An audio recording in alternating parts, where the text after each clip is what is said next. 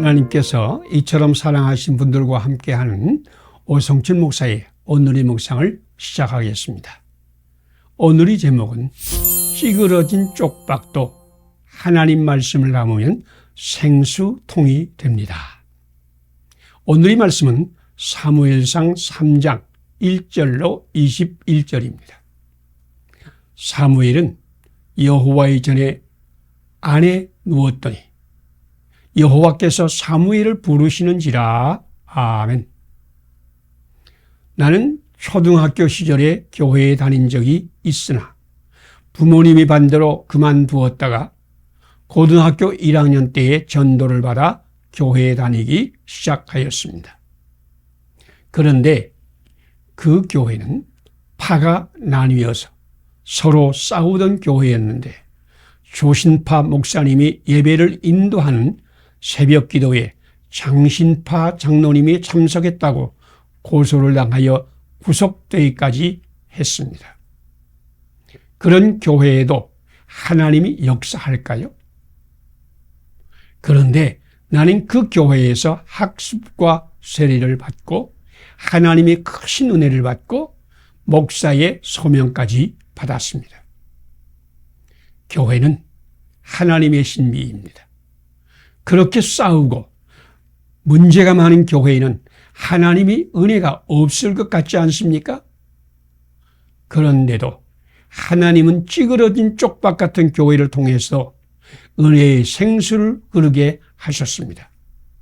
찌그러진 쪽박도 생수를 담으면 생수통이 되는 것을 아십니까? 엘리 제사장이 목회하던 실로의 성소를 아시지요?